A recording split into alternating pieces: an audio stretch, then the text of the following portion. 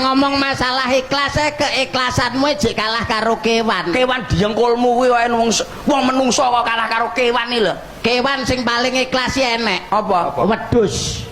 Wedhus ikhlas ning ndi to, Dik? Lah wedhus weruh nek pas idul kurban. Roh. Wedhus dienggo kurban. Sing nampa amale sapa? Sing ngorbanke. Tahu wedhus sing njaluk aku bagai amale lho ora tahu ta. Berarti sing paling ikhlas Wedhus. Klentu, Bos. Nak kula mboten wedhus. Nak kula niku malah sapi perah.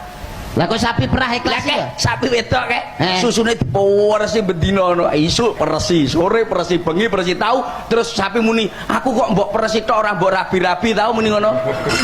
Sapi perah iki bedina mbok peresi mosok digantung tok, Dik. Rabinen tak omongi kowe.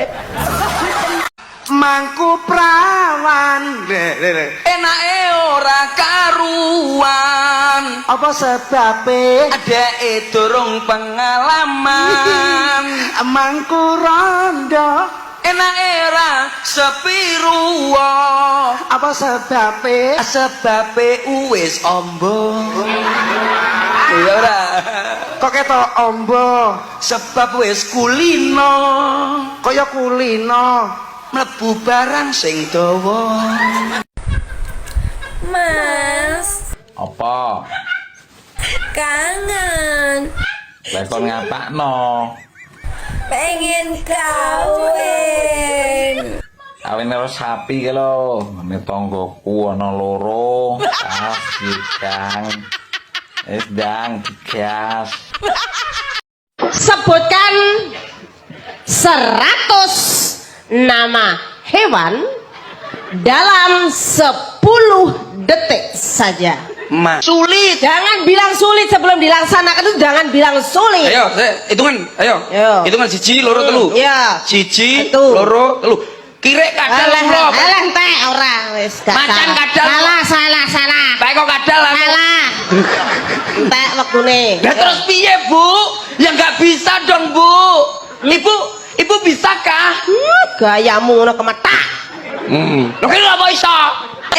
Murid tidak boleh mati matanya. Bu Guru. 100 detik. 100 kewan 10 detik. Ya gampang bae to, Le. Coba. 1 2 3. Macan 50, singa 50.